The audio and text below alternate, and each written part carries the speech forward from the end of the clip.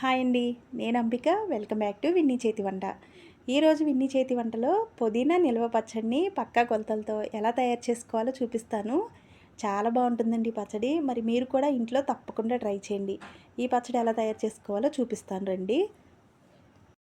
నేనైతే ఒక 2 పెద్ద కట్టల పుదీనాను తీసుకున్నానండి. చాలా లావుగా ఉన్నాయి కట్టలైతే.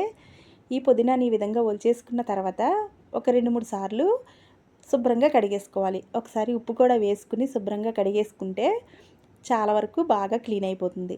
ఇలా కడిగేసుకున్న తర్వాత ఒక జాలి గిన్నెలో వేసుకుంటే నీళ్ళన్నీ వాడిపోయిన తర్వాత ఒక పొడి క్లాత్ మీద ఈ పుదీనాని ఆరబెట్టేసుకోవాలి. మరి ఎక్కువసేపు అవసరం లేదండి. కొద్దిగా ఆకులని పొడి పొడిగా అయితే సరిపోతుంది. ఇలా ఆరబెట్టేసుకున్న తర్వాత మీకు చూపిస్తున్నాను. ఒక గంట ఆగిన తర్వాత చూసారు కదా, చాలా పొడిగా తడైతే ఆరిపోయింది.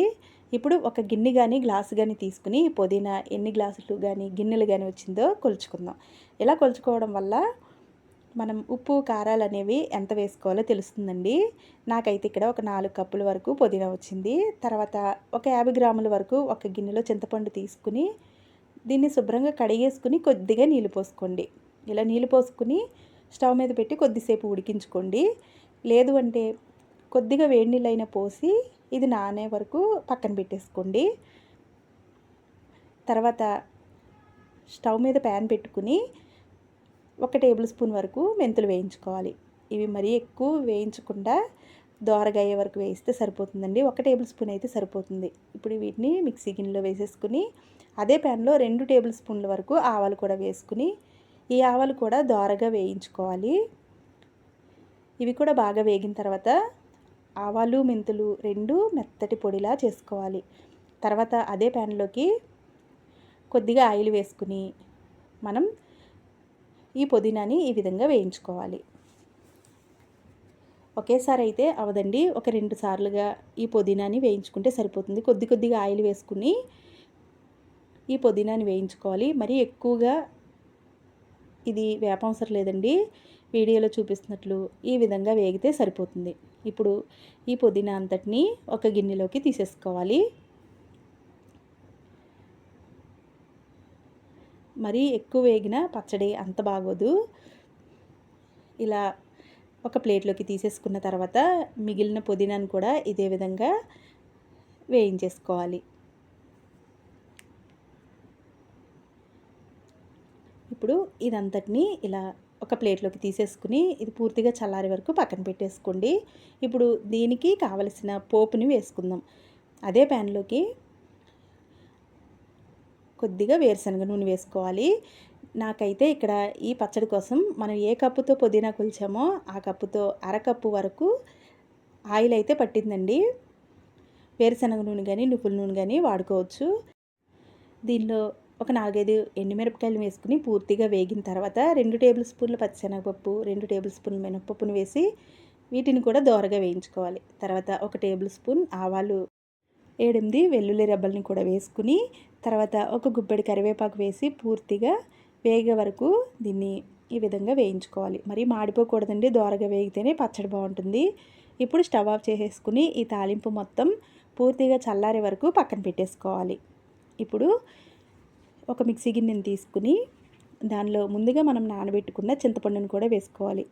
దీనిలో కొద్దిగా చింతపండు నీళ్ళే వేసుకోవాలండి. మామూలు నీళ్ళు అయితే పోయకూడదు, పచ్చడి పాడైపోతుంది. కాబట్టి చింతపండు నానబెట్టుకున్న ఆ వాటర్ని కొద్దిగా పోసుకోవాలి. ఎందుకంటే ఈ పచ్చడికి కొద్దిగా జారుగానే ఉండాలి చింతపండు గుజ్జు అనేది. ఇప్పుడు దీన్ని మిక్సీ పట్టేసుకోవాలి. ఈ విధంగా చింతపండుని మెత్తగా మిక్సీ పట్టుకున్న తర్వాత ఇది పక్కన పెట్టుకోవాలి. ఇప్పుడు ఈ పుదీనాలోకి ఉప్పు కారం వేసుకుందాం. నేను ఇక్కడ టీ గ్లాస్తో అర గ్లాస్ కన్నా కొద్దిగా తగ్గించి సాల్ట్ వేసుకున్నాను. ఇప్పుడు ఒక అర గ్లాసు పచ్చికారం వేసుకోవాలి. ఒక టీ గ్లాస్ మెజర్మెంట్తో సరిపోతుందండి. మరీ ఎక్కువైనా పచ్చడి బాగోదు. అర గ్లాస్ కారం వేసుకున్న తర్వాత ముందుగా మిక్సీ పట్టుకున్న ఆవపిండి మెంతిపిండిని కూడా వేసేసుకోవాలి.